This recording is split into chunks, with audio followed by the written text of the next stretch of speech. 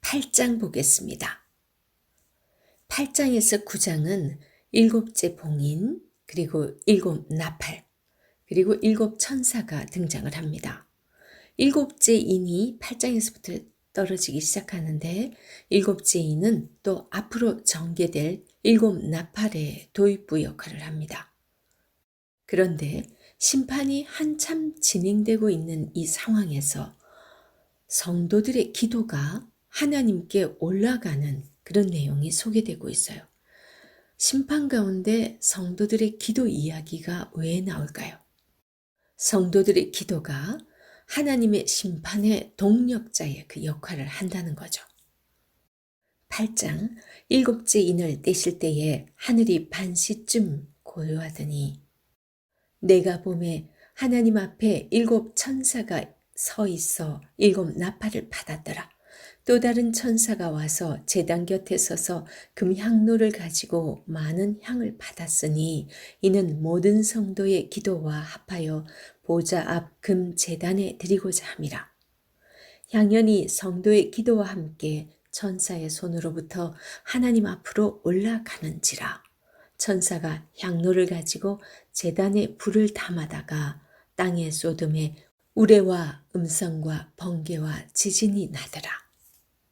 8장에서는 일곱 인을 떼니까 그때 하나님 앞에 있는 일곱 천사가 그 일곱 나팔을 받아서 바로 연결해서 나팔을 붑니다. 성경에서 나팔은 경고나 심판을 알리는 그런 역할을 하고 있었습니다. 그런데 여기서는 심판 같은 그런 느낌이 많이 들지만 아주 큰 경고로 보입니다. 왜냐하면 땅 3분의 1만 타격을 주기 때문이죠.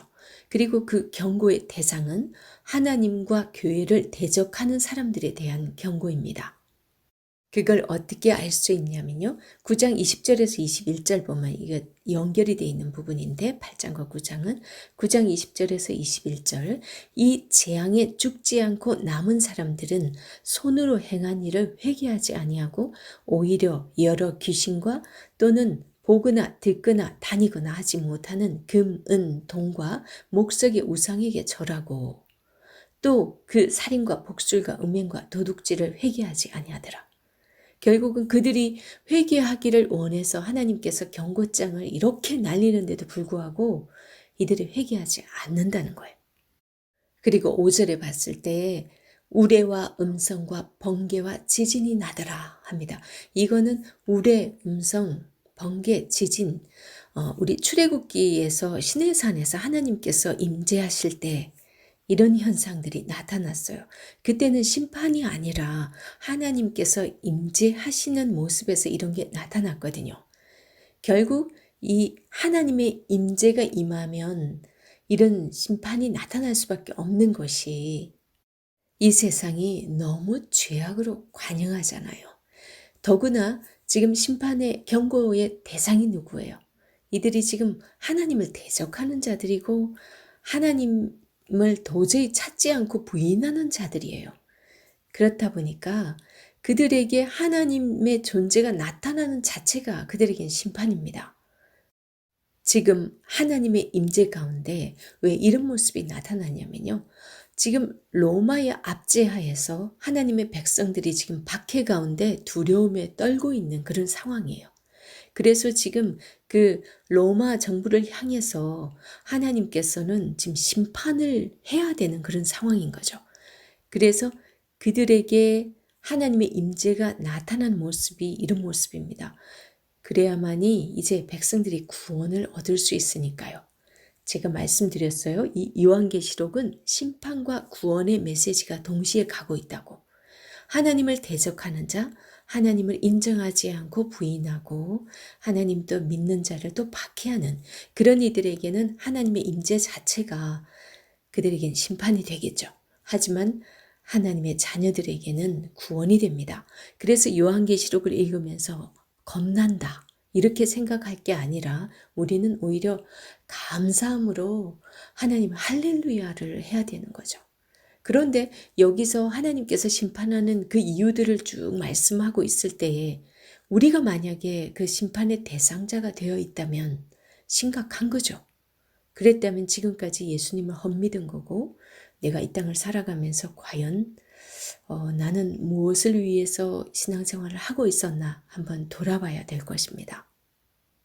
그리고 6절 7절에 보면 일곱 나팔을 가진 일곱 천사가 나팔 불기를 준비하더라. 첫째 천사가 나팔을 부니 피 섞인 우박과 불이 나와서 땅에 쏟아짐에 땅의 3분의 1이 다 타버리고 수목의 3분의 1도 타버리고 각종 푸른 풀도 다 버렸더라. 지금 심판이 제일 먼저 자연, 우리가 살고 있는 이 땅에 떨어졌을 때 자연재해가 있는 것을 볼 수 있습니다. 8절 9절 둘째 천사가 나팔을 부니 불 붙는 큰 산과 같은 것이 바다에 던져짐에 바다의 3분의 1이 피가 되고 바다 가운데 생명 가진 피조물들의 3분의 1이 죽고 배들의 3분의 1이 깨지더라. 첫 번째 나팔을 불었을 때는 이 땅이 저주를 받는 그런 모습이죠. 그 다음에 지금 두 번째는 바다입니다. 땅과 바다가 지금 엉망이 돼가고 심판을 받고 있습니다. 이런 자연을 심판하는 모습을 볼 때 어떤 생각이 드세요? 오늘날 수많은 바다에서 그리고 이 땅 가운데 많은 농산물 중에서 우리 인간들의 개발하지 말아야 될 거 개발하고 인간들이 쓰고 막 버려진 그 비닐이나 환경 호르몬이 나오는 많은 나쁜 것들, 그것들로 인해서 기형적인 물고기가 나오고 농산물에서도 정말 좋지 못한 우리 유해한 그런 것들이 검출되고 이런 모든 것들이 결국은 인간의 그 욕심으로 빚어낸 그 스스로 지금 만들어낸 그 재앙이에요. 지금 이게 첫째 나팔, 둘째 나팔 이렇게 한다고 해서 지금 하나님께서 차곡차곡 재앙을 퍼붓는다고 생각할 게 아니라 여기에서 보여지는 이 심판 하나하나가요. 오늘날 우리가 살아가는 이 삶 가운데서 나타나는 재앙들과 너무나 흡사하다라는 사실을 보면서 우리는 많은 생각을 해야 됩니다. 인간의 욕심이 불러낸 그 재앙들 스스로 우리 인간들을 병들게 하고 있는 그 모습들 이미 어쩌면 요한계시록에서 인심판, 나팔심판 우리가 먼저 인심판에서도 보았죠. 오늘날의 세상 사람들의 모습들이 그대로 나타났었잖아요. 그리고 지금 이 나팔심판에서도 오늘날 우리의 삶 가운데 보여지는 하나님의 그 진노하심의 결과라는 그런 생각들과 굉장히 많이 통하지 않습니까? 그걸 보면서 요한계시록에서 말씀하고 있는 인과 나팔 재앙, 나중에 또 대접 재앙이 있습니다. 이런 것들이 과연 마지막 때 하나님께서 우리 인간들을 그렇게 치기 위해서 하나님께서 보내신 심판일까? 아니면 우리 인간들이 스스로 자초한 일일까? 그쪽으로 생각을 좀 틀면서 요한계시록을 함께 보시면 좋을 것 같습니다. 10절에서 11절은요. 셋째 천사가 나팔을 부니 햇불같이 타는 큰 별이 하늘에서 떨어져 강들의 3분의 1과 여러 물샘에 떨어지니 이 별 이름은 쓴쑥이라. 물의 3분의 1이 쓴쑥이 되매 그 물이 쓴물이 되므로 많은 사람이 죽더라. 지금 이 우주적 재앙이죠. 위에서부터 떨어졌는데 물이 쓰게 됩니다. 물이 뭡니까? 우리가 먹고 살아가야 되는 우리 생존에 아주 제일 기본이 되는 생수, 그 근원이 물이잖아요. 그런데 그 물이 쓰게 되었어요. 쓰게 되면 못 먹겠죠. 오늘날 우리가 지금 물을 그냥 이 자연에서 취해서 먹을 수 있는 물이 어디 있습니까? 물을 정제하고 가공하고 우리가 물을 사 먹지 않으면 자연에서 있는 그대로 물을 먹을 수 없는 그런 시대가 됐잖아요. 12절에서 13절 넷째 천사가 나팔을 부니 해 3분의 1과 달 3분의 1과 별들의 3분의 1이 타격을 받아 그 3분의 1이 어두워지니 낮 3분의 1은 비추임이 없고 밤도 그러하더라. 내가 또 보고 들으니 공중에 날아가는 독수리가 큰 소리로 이르되 땅에 사는 자들에게 화가 있으리니 이는 새 천사들이 불어야 할 나팔 소리가 남아 있음이로다 하더라. 우주적인 여러 변화들, 그리고 지구 온난화로 인해서 많은 이변들, 그런 것들이 결국은 우리 인간들이 자초한 것으로 하나님의 진노 가운데 우리가 살아가는 이곳에 지금 넷째 천사가 나팔을 분 것은 아닐까요? 8장 6절부터 시작된 이 나팔 심판은요, 11장 19절까지 쭉 이어집니다. 물론 그 사이에도 삽입장이 있긴 있죠. 그래서 8장 6절에서 11장 19절까지가 7 나팔 심판이 소개가 되고, 그리고 무저갱에서 나온 황충이 소개되고 2만만의 기병대가 소개됩니다. 마지막 재난이 시작되기 전에 짐승의 뿌리가 무엇인지 알게 합니다. 8장 6절부터 시작된 그 나팔 재앙이 계속 시작됩니다. 그래서 9장에서는 다섯째 천사가 나팔을 불매 내가 보니 하늘에서 땅에 떨어진 별 하나가 있는데 그가 무저갱의 열쇠를 받았더라. 그가 무저갱을 여니 그 구멍에서 큰 화덕의 연기 같은 연기가 올라오매 해와 공기가 그 구멍의 연기로 말미암아 어두워지매 이 9장 시작에서 부는 이 다섯째 나팔은요, 다른 나팔과는 달리 악한 영적 전쟁이 어떻게 시작되는지를 보여줍니다. 이 땅에서 이해할 수 없는 사람들, 우리가 봤을 때 저 사람 왜 저래? 그리고 세상의 뉴스들을 보면서 어쩌면 그런 일이 있을 수가 있어. 어떻게 그렇게 할 수가 있는 거지?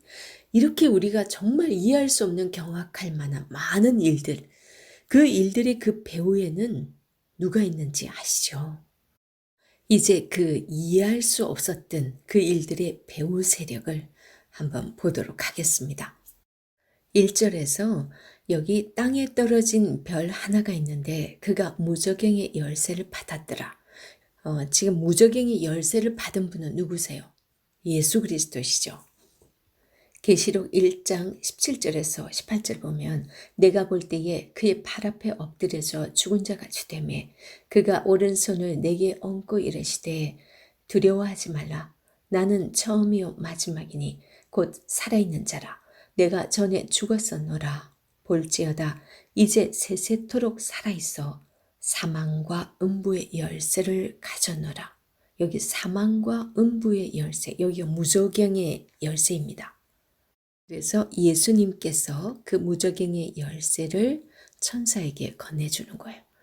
그래서 예수님께서 복음서에서 보면 귀신 들린 사람 안에서 그 귀신 나오라고 그렇게 하니까 왜 벌써 왔나이까 저를 무저갱에 들어가게 하지 마옵소서 하면서 그 귀신이 알아보고 그러잖아요. 그 귀신에 집어넣고 나오게 할 수 있는 건 예수 그리스도시기 때문에 지금 예수님께서 무저갱에 있는 그 악한 영들, 그 사탄을 지금 잠시 풀어놓은 그런 상태인 거죠. 그런데 그 사탄이 올라오는 모습을 화덕의 연기 같은 연기가 올라오매 해와 공기가 그 구멍의 연기로 말미암아 어두워지며 항상 이 사탄은 어둠입니다. 그 다음 3절에 보면 또 황충이 연기 가운데로부터 땅 위에 나오매 그들이 땅에 있는 정갈의 권세와 같은 권세를 받았더라. 그럽니다. 여기서 황충은요, 실제적으로 그 수명이 5개월밖에 안 된답니다. 그래서 4절 5절 보면 그들에게 이르시되 땅에 풀이나 푸른 것이나 각종 수목은 해하지 말고 오직 이마에 하나님의 인침을 받지 아니한 사람들만 해하라 하시더라. 그러나 그들을 죽이지는 못하게 하시고 5달 동안 괴롭게만 하게 하시는데 그 괴롭게 함은 정갈이 사람을 쏠 때에 괴롭게 한과 같더라.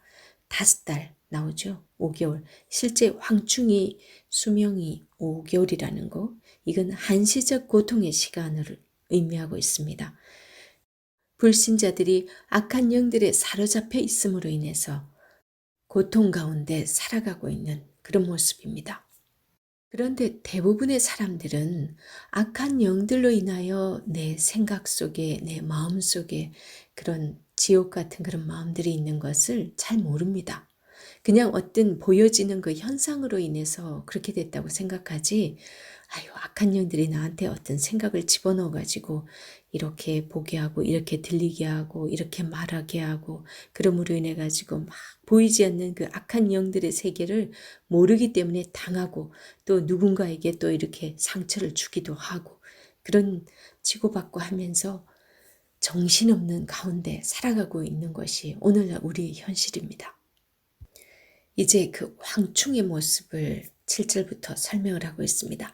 황충들의 모양은 전쟁을 위하여 준비한 말들 같고 그 머리에 금 같은 관 비슷한 것을 썼으며 그 얼굴은 사람의 얼굴 같고 또 여자의 머리털 같은 머리털이 있고 그 이빨은 사자의 이빨 같으며 또 철 호신경 같은 호신경이 있고 그 날개들의 소리는 병거와 많은 말들이 전쟁터로 달려 들어가는 소리 같으며 또 정갈과 같은 꼬리와 쏘는 살이 있어 그 꼬리에는 5달 동안 사람들을 해하는 권세가 있더라. 그들에게 왕이 있으니 무저갱의 사자라. 그들의 왕이 지금 무저갱의 사자라고 지금 얘기하고 있죠.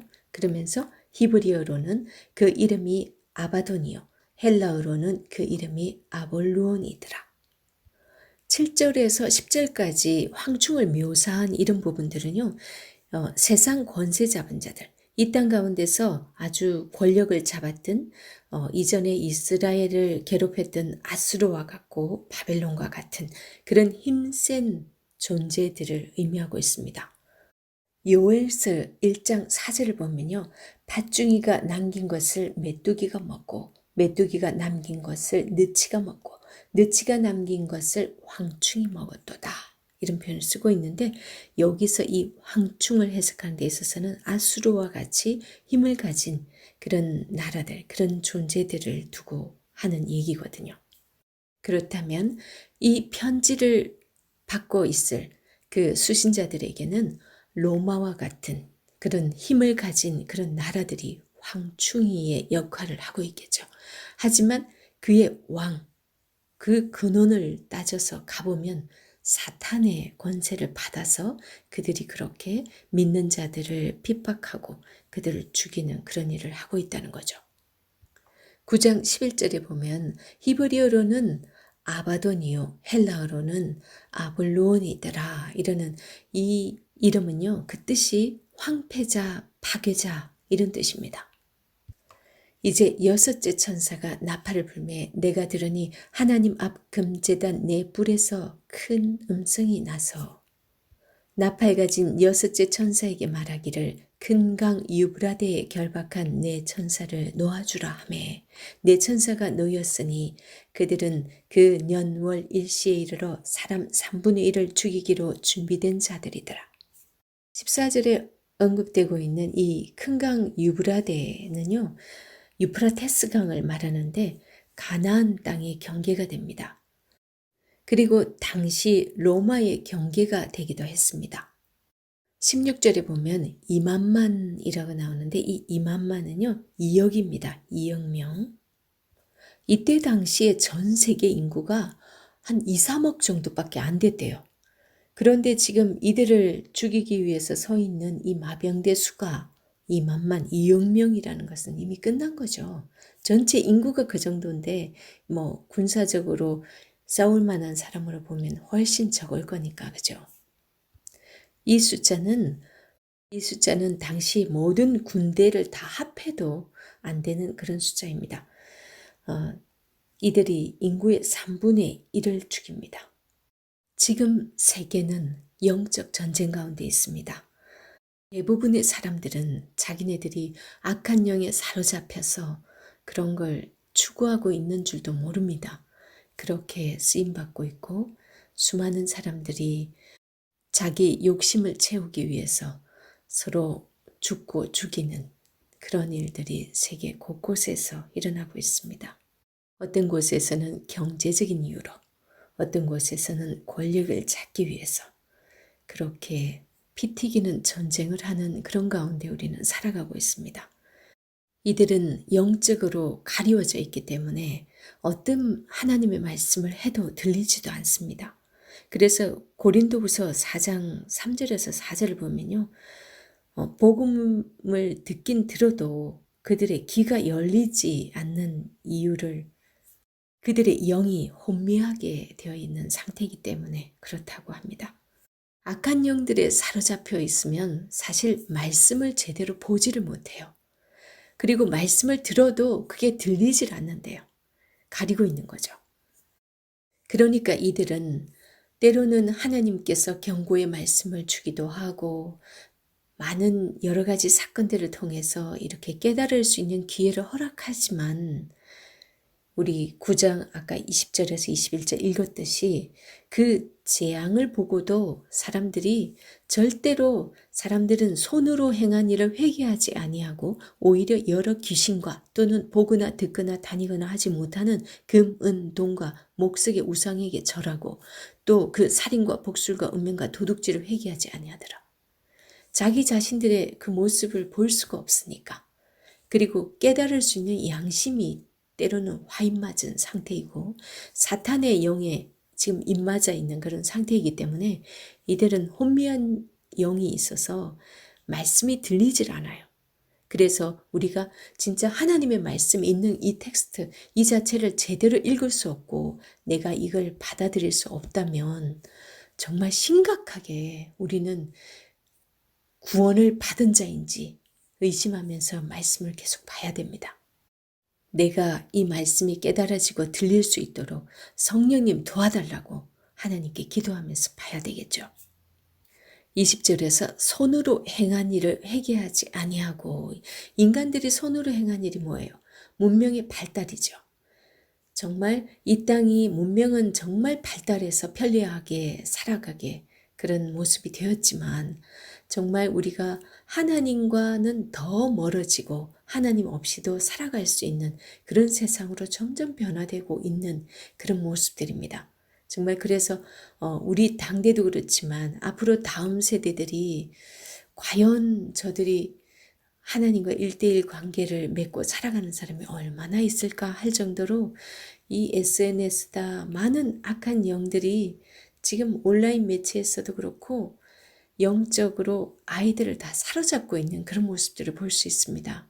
그런 걸 보면서 우리가 어떻게 할 수 없습니다. 잔소리한다고 되지도 않고 오직 그 아이들을 위해서 하나님 앞에 올려드리는 기도를 하는 수밖에 없습니다. 영적 전쟁은 하나님께서 하셔야 되기 때문에 우리는 기도가 무기입니다.